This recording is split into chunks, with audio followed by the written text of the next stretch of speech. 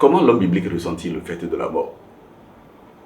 Il faut le dire d'entrée, le fait de la mort est douloureusement ressenti par l'homme biblique. On voit par exemple un Joseph qui couvre de larmes le visage de son père Jacob. Il nous suffit d'aller visiter le livre de la Genèse au chapitre 50, verset 1, pour nous en convaincre. Jésus lui-même, il frémit et pleure devant le tombeau. Il pleure la mort de son ami Lazare. En lisant Jean au chapitre 11, on s'en convainc aussi. Dans les Actes des Apôtres, nous voyons certaines chrétiennes, les premières d'ailleurs, qui à Joppé avaient pleuré, c'est là qu'on appelle la gazelle, Tabitha. Il nous suffit de nous référer au livre des Actes des Apôtres, au chapitre 9, verset 39, pour le découvrir réellement. Cela veut dire que l'homme biblique n'est pas insensible devant la mort. Il pleure, il va jusqu'à pleurer. Jésus même a pleuré devant la situation de la mort. La mort, c'est le salaire du péché. Dieu n'a pas créé la mort. Le Fils de Dieu, un vrai homme, meurt pour libérer l'humanité du péché et de la mort, un vrai Dieu. Et tout ceci en vertu du réalisme du mystère de l'union hypostatique. La mort du Christ est donc l'expression de la fidélité parfaite de Dieu envers sa création, qui a jeté sur son amour le soupçon du péché. La célébration du Vendredi Saint est une célébration particulière parce que c'est le seul jour de l'année où il n'y a pas de messe. Et nous allons revivre les différents moments de la passion du Christ. C'est toujours un moment très émouvant pour les chrétiens parce que à ce moment précis, Jésus donne la plus grande preuve de son amour pour l'humanité. Il accepte de porter sa croix, il accepte d'être trahi, d'être jugé par ceux pour qui justement il est entré dans notre humanité. Et donc ce jour-là, nous allons prier pour nos péchés, demander pardon au Seigneur pour toutes nos fautes, tout ce que nous avons pu accomplir et qui s'est trouvé contraire à la volonté de Dieu.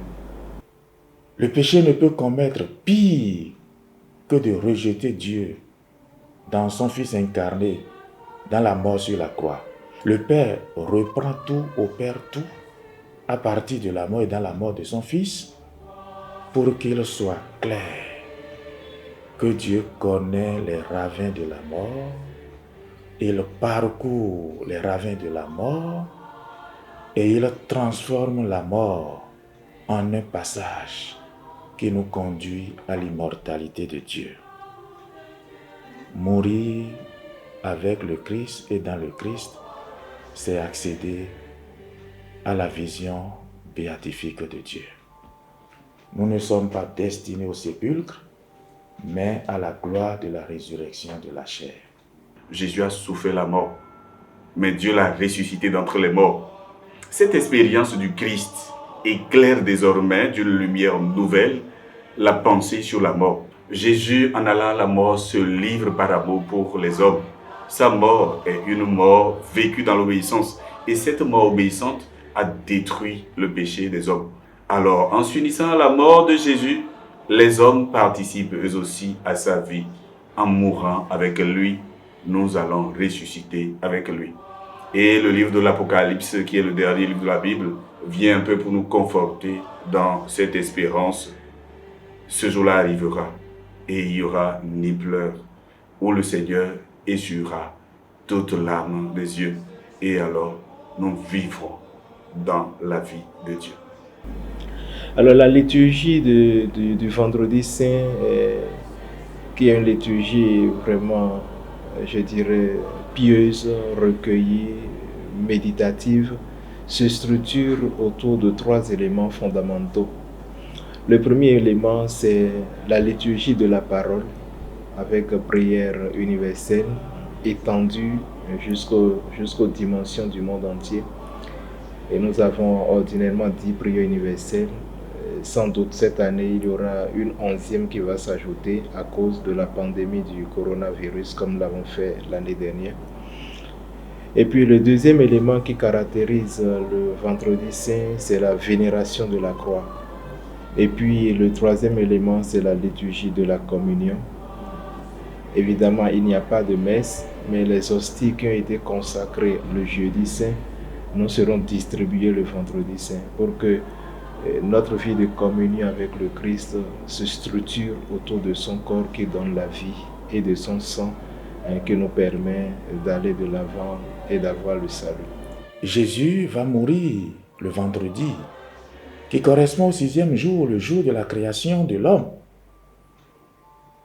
Il meurt le jour de la création de l'homme pour que dans sa mort, l'homme soit recréé.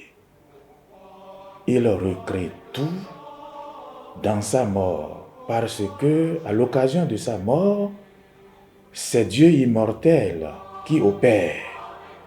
Sa résurrection manifeste donc l'accomplissement de l'être humain dans la vision de la gloire de Dieu. Nous sommes créés pour voir Dieu. La mort du Christ a donc le sens de la rédemption. Le salut qui est la vision de Dieu se déploie en rédemption.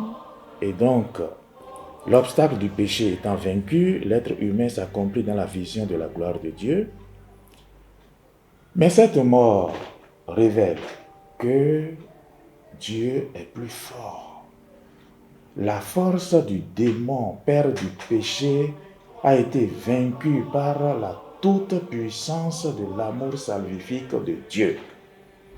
Et donc l'ambiance générale qui caractérise le vendredi saint et qui va se répercuter d'ailleurs sur le samedi saint, c'est l'ambiance de prière, de recueillement.